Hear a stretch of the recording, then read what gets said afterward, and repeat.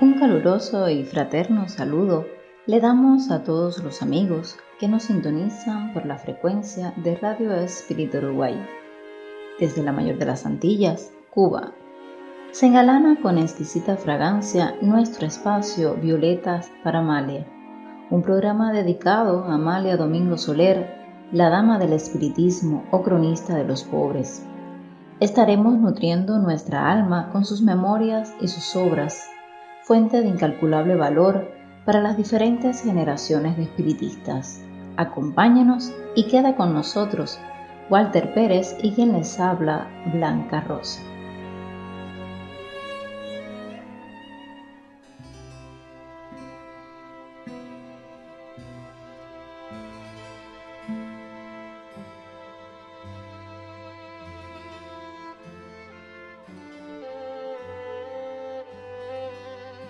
Amalia era una rebelde en el sentido que empleaba Edward Schuré en su obra Precursores y Rebeldes, donde dice: en cada siglo hay un determinado número de espíritus que pertenecen más a la centuria siguiente que a la suya, y que por eso mismo se presentan ante sus contemporáneos con el aspecto de inquietantes extranjeros. Ellos reciben en sí, como un chorro intenso y sutil, los primeros influjos de los sentimientos y de las ideas que forman ese océano invisible, suspendidos sobre la tierra y que inundará el mundo 50 o 100 años después de su muerte. Amalia, fuerte, viril, insobornable, firme en su meta, cruzalanzas con las fuerzas de la intolerancia y del oscurantismo, que persisten en sustentarse con el cetro del poder que subyugará la Edad Media, valiéndose de los métodos más absurdos de la prepotencia y del fanatismo. Veía, por ejemplo, con horror cada llegada del día de los fallecidos prepararse saltadas las caravanas que corrían en bandos a los cementerios para rendir un inútil culto a los muertos. Llantos, gritos, escenas de dolor y de luto casi traquiales, juguetes que se depositaban en los túmulos de los niños para permanecer en la mayor de las inutilidades y la soledad después que los pesados portones se cerraban. Ya pasó el día de los difuntos, la fúnebre parodia, el carnaval de los sentimientos. Así se expresaba en uno de sus artículos, resultado de una visita suya a uno de esos lugares en el transcurrir de tales acontecimientos. Los cementerios ofrecieron temas para profundas meditaciones de Amalia. El trabajo que se realizaba para poder sacar la luz del porvenir se realizaba viviendo la realidad y transportándola enseguida para el papel. Se filtraba por la doctrina espírita. La prensa reclamaba sus originales. El texto debería ser compuesto a mano. Esto es, hecha la confección del artículo en letras móviles, separadas una a una, hasta que en 1884 Otmar Margentel patentó el nenotipo, con el cual se daba un salto sorprendente en cuanto a la rapidez de la confección de los textos y publicaciones, y los escritores respiraron aliviados con la prontitud de la entrega de sus textos. Era preciso programar, ordenar, disponer el material para un número, y en cuanto éste estaba circulando en la calle, el siguiente ya debía estar listo. Fue así que durante 20 años circuló la luz del porvenir. Respecto a esto, Amalia nos cuenta en sus memorias: quedamos en la época en que se publicaba Mi Luz del Porvenir, revista que se llevaba a los presidios, y cuando recibía carta de los reclusos, mi gozo era inmenso, y me decía a mí misma: gracias, Padre mío, ya soy útil a los desgraciados. Si puedo salvar un alma, daré por bien empleado todos los sufrimientos de esta existencia. Y más de una vez me decía a mí misma: no sé si podré sostener esta revista. Y entonces, por mediación del médium, me daban aliento y seguía adelante, pero muchas veces había estado a punto de cesar y salía no sé de dónde una mano protectora y me decía: Amalia, adelante, Y así pasaron todos los años de mi luz, hasta que el último protector no pudo ayudarme más. Pobre luz, dije con sentimiento, ya no darás más consuelo a las almas afligidas. Desde entonces tenía la correspondencia directa con los hermanos que me contaban sus cuitas y sus penas, a quienes, valiéndome del médium, seguía dando consuelo. Cuántas cosas pasaron en mi humilde hogar. La compañera de Luis me quería y me respetaba.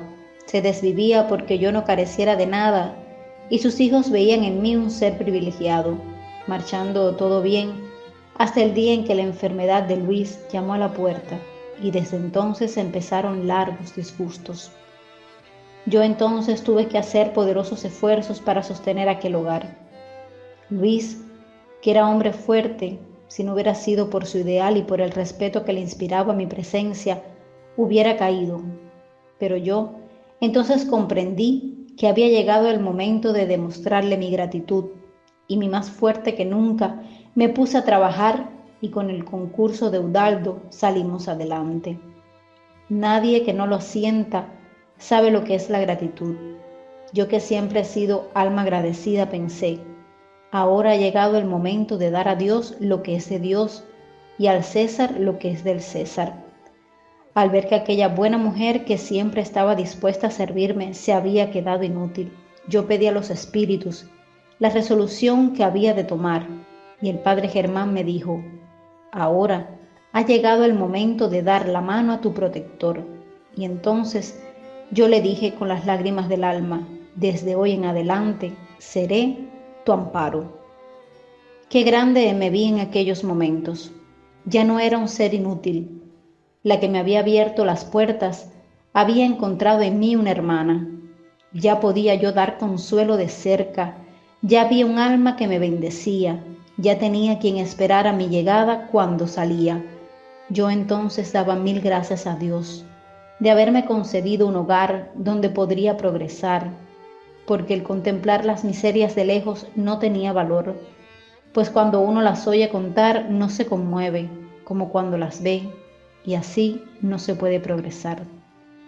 Vosotros no sabéis qué cosa es cuando uno está ya convencido de que es un árbol seco y de pronto sale un retoño del placer. Entonces es cuando uno, rebosando de alegría, se dice a sí mismo, ya puedo vivir. Cuán equivocada estaba al considerar que el árbol que no daba fruto era inútil. Cuando empecé a ser útil es cuando empecé a vivir, y en esta situación se pasaron algunos años, hasta que los que vimos llamar la muerte vino a buscar a aquella mujer. Yo entonces, mirando aquel cuadro, me decía, ¿qué sucederá aquí? Porque yo lo confieso, en mi última existencia fui muy cobarde. Las escenas de familia me asustaban. Cuando todo había pasado y un tanto más tranquilo, vino Luis y me dijo, Amalia, tengo que darte un encargo y yo ya sé que lo cumplirás. Yo pensaba, ¿qué encargo será este? Y él adivinó mi pensamiento porque Luis era muy listo y leyendo en mi interior me dijo, no te asustes, que yo ya sé de lo que tú eres capaz y así me prometerás que serás madre de mi hija. Yo no pude contestar. La emoción me embargaba y pasando el primer momento de tan fuerte impresión le dije, tú que lees en mi pensamiento, sabrás si estoy dispuesta a cumplir tu deseo. Y entonces él me dijo, así estaré tranquilo, porque mi hija bajo tu amparo no hallará en falta a su madre y de este modo todo marchará bien. Y le contesté, mucho te agradezco la confianza que te inspiro, pues yo sabía lo mucho que Luis quería a su hija. En esta forma empezamos una vida de amarguras, porque cuando se tiene un deber, todo cambia de aspecto. Yo que nunca había soñado con tener un cargo tan sagrado, empezaba a ser víctima de insomnios, no por la hija, sino por temor a la gente, porque cuando una joven no está bajo el amparo de sus padres, todo el mundo se cree con derecho de cuidarse de ella. Y como todo esto ya lo sabía, por eso eran mis apuros y mis inquietudes, y de esta forma iba pasando el tiempo. queridos oyentes y amigos, un momento más compartido de la vida de Amalia Domingo Soler, mujer valiente que enfrentó una vida llena de vicisitudes y abrazó el ideal espírita. Continúe con nosotros, disfrutando de nuestro programa Violetas para Amalia.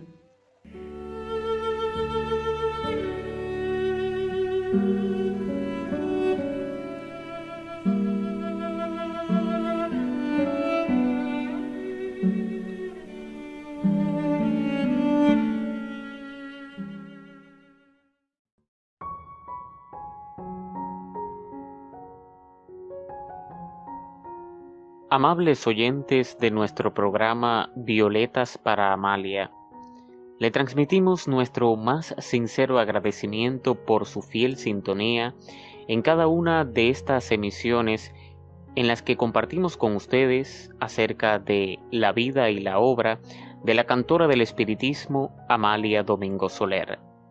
En esta ocasión, continuaremos compartiendo con ustedes el artículo Hacer caridad a los espíritus, segunda parte. Por tercera y última vez nos ocuparemos de una cuestión que ha levantado una gran marejada entre los espiritistas. Los unos nos recriminan duramente llamándonos materialistas, los otros nos llaman desertores de la escuela de Allan Kardec, y los menos nos dicen adelante. Ha puesto usted el dedo en la llaga, todo por la verdad, como decía el inolvidable Palet. No nos gustan las polémicas inútiles, porque no lograremos llevar el convencimiento a la mente de aquellos que, buenamente encariñados con dar luz a los ciegos, les parece una verdadera profanación lo que nosotros decimos. Nunca creímos convencer al que está completamente opuesto a nuestro modo de pensar. Lo único que nos ha movido a decir algo sobre este particular es la consideración siguiente. ¿Dijo Allan Kardec la última palabra en las obras fundamentales del espiritismo? No, porque esto sería detener la marcha majestuosa del progreso. Él habló sencillamente para que las multitudes le entendieran. Él formuló muchas y variadas oraciones porque comprendió que las almas acostumbradas a tener templos para rezar no podrían dejárselas sin el consuelo de una plegaria repetida en diversos tonos. Él habló a todas las inteligencias humildes porque son las primeras que aceptan todas las predicaciones que les ofrecen un porvenir de redención. Él hizo un trabajo cuya importancia no comprendemos aún, porque solo el tiempo agiganta a los reveladores de nuevas verdades. Él despertó en la generalidad el sentimiento de la compasión, porque este es el primer paso que da el espíritu para dulcificar su rudeza, y esta compasión la extendió hacia los seres desencarnados, despertando el interés por las comunicaciones de los espíritus, diciendo alguno de los buenos creyentes con el mayor entusiasmo: yo tengo una gran habilidad para convertir a los ciegos del espacio. Ya tengo aprisionados en un saco fluídico a tantos o a cuantos espíritus. Ayer tuve un día feliz. Le di la libertad a 100 espíritus que gemían en la oscuridad. Y este procedimiento para nosotros es lo mismo que la fe y la esperanza que tienen los católicos romanos en tal Virgen, más milagrosa que ninguna, o tal Cristo que suda sangre y llora los desaciertos de la humanidad. El hacer caridad a los espíritus, sin tener la más leve noción del espiritismo, sin conocer qué es el fluido, sin comprender en lo más sencillo la vida de ultratumba, ¿cómo puede asegurarse que uno no es víctima de un engaño, de una superchería? Si desconoce por completo las malas artes de los espíritus, si no puede distinguir la mentira de la verdad, si la identidad es poco menos que imposible con los seres desencarnados, ¿no se pierde un tiempo precioso exhortando a quien no se conoce? Habrá espiritistas tan convencidos como nosotros de que la verdad innegable de la comunicación ultraterrena, pero más que nosotros no, porque le hemos debido al conocimiento del espiritismo las horas más hermosas de nuestra vida. Nosotros no abjuramos de creencias cimentadas en el estudio y en la manifestación de los espíritus. Únicamente disentimos en algunas prácticas porque las consideramos muy peligrosas y no queremos catástrofes como las que ya se han presenciado. Recordamos a una médium, muy bella por cierto, que se quedaba en éxtasis cuando el espíritu de la Virgen María, según aseguraba una vidente, se apoderaba de ella. En aquellos momentos solemnes la médium decía que tenía el poder para convertir a los espíritus en sufrimiento, y una noche, si no se la desnuda violentamente, queda asfixiada aquella infeliz, dominada por fuerzas superiores y desconocidas, y por hacer caridad a los espíritus. Qué consecuencias tan fatales para todos los que estaban en la reunión si aquella pobre mujer pierde la vida. Dicen que nosotros queremos establecer privilegios. No, y mil veces no. Pero, ¿cómo nos ha de inspirar la misma confianza para tratar con los espíritus una persona completamente ignorante de la ciencia espírita y un hombre que haya perdido la lozanía de su juventud, arrancando secretos a la comunicación de ultratumba? Este último no parece más indicado para levantar una punta de ese velo que cubre lo desconocido. Nadie como el verdadero espiritista comprende que no hay privilegio más que el trabajo individual y el afán que tiene cada uno de progresar dentro de su esfera. Si todas las ciencias necesitan tan profundos estudios para conocer una mínima parte de sus propiedades y manifestaciones, el espiritismo, que es la ciencia de las ciencias, no necesitará investigaciones analíticas. No será necesario un detenido examen de las comunicaciones de los espíritus. No será indispensable poseer una buena parte de sentido común para saber apreciar los consejos e instrucciones de ultratumba. Creemos que sí. Creemos que ante todo debe uno tratar de adquirir los conocimientos rudimentarios para comprender algo de ese gran todo llamado espiritismo. No sabemos si por suerte o por desgracia hemos tocado muy de cerca las consecuencias tristísimas de la impremeditación de algunos espiritistas tan creyentes y tan bondadosos como ignorantes en la cuestión de tratar con los espíritus, para lo cual se necesita no solo un estudio profundo de cuanto concierne a la vida ultratumba, sino también conocimientos adquiridos en otras existencias que se manifiestan por una doble vista sorprendente y una penetración maravillosa, condiciones indispensables para emprender la difícil tarea de hacer caridad a los espíritus y saber distinguir entre el alma apenada y afligida y el ser que se divierte haciendo padecer a los médiums, estorbando las sesiones con su obstinada permanencia en ellas, entreteniendo horas y horas al auditorio con monosílabos entrecortados, arranques violentos y una carcajada burlona por punto final. Será muy bueno y muy santo hacer caridad, pero ha de hacerse con conocimiento de causa. Es preciso saber a quién se hace la caridad. Dice un antiguo refrán: haz bien y no mires a quién, y ese aforismo lo rechazamos porque dar sin saber qué clase de persona lo recibe es exponerse a fomentar el vicio, quitándole al verdadero necesitado un consuelo y un alivio en su dolor. Pues esto mismo sucede con los seres desencarnados. Hay espíritus que verdaderamente escuchan con atención profunda los consejos y explicaciones de los directores de los centros espiritistas, y lentamente aquel alma adormecida va saliendo de su letargo, y estos mismos consejos le son perjudiciales al espíritu hipócrita y burlón, que se divierte abusando de la credulidad y de la buena fe de algunos espiritistas confiados en demasía, porque se le da la ocasión propicia para engañar, entretener y hacer perder el tiempo inútilmente. No todos sirven para esta clase de trabajo.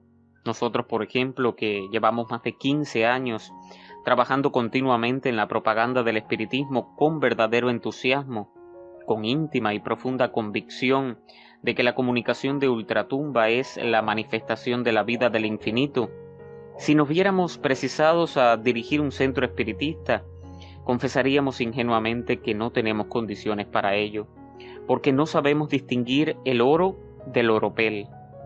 Nos sucede a veces que no nos satisfacen algunas comunicaciones, que dudamos cuando los espíritus dan nombre de eminentes sabios.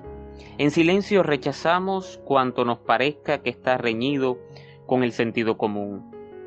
Pero no sabemos discutir con los espíritus, y conociendo nuestra insuficiencia enmudecemos.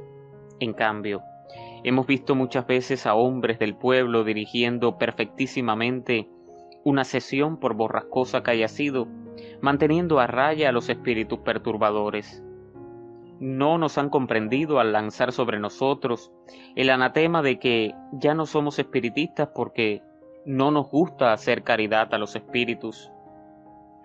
Por mirar en el estudio razonado del espiritismo la regeneración social, por creer que sin esa creencia eminentemente racional y profundamente lógica se hace imposible el progreso de la humanidad, por considerar que la comunicación de los espíritus es la verdad innegable de todos los tiempos, por encontrar en la vida de ultratumba el complemento de la vida terrena, por hallar en los seres invisibles amor inmenso, consejos evangélicos y todo cuanto puede dar aliento al desheredado de la tierra.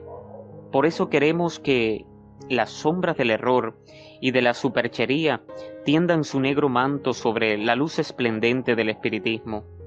Por eso queremos estudio, porque sin saber no se va a ninguna parte. No basta la buena voluntad, nuestra voluntad es inmensa. Y sin embargo, ¿cuántas veces nos dicen los espíritus? Te daríamos comunicaciones científicas, pero no sirves para recibirlas. Por esta vez el templo de la ciencia está cerrado para ti. Por nuestra parte diremos, para concluir, que por lo mucho que nos interesa la propaganda del espiritismo, porque rendimos ferviente culto a las comunicaciones de los espíritus, queremos que los espiritistas se hagan la caridad de conocerse a sí mismos, y cada cual trabaje en el terreno que le pertenezca. Los más sabios no son por privilegio, sino porque han trabajado muchas existencias. Esos que se dediquen a investigar y a analizar los efectos desconocidos de las leyes naturales, y pregunten a los espíritus qué misterios encierra la vida de ultratumba. Y los obreros de última hora, los que solo tenemos buena voluntad, contentémonos con ir quitando piedras del camino, sin meternos en honduras de hacer caridad a los espíritus, porque es muy fácil que si los ciegos guían a otros ciegos, todos resbalen y caigan en el abismo. El estudio del espiritismo reclama ante todo que no se resuciten nuevos fanatismos. La comunicación de los espíritus es luz y verdad. No arrojemos sobre ella la sombra del error. Agradeciendo la fiel sintonía de cada uno de ustedes, queridos amigos, ponemos punto final a esta emisión de su programa Violetas para Amalia. Estaremos nuevamente aquí muy pronto a través de las frecuencias de Radio Espírita Uruguay. Un grande abrazo para todos desde Cuba.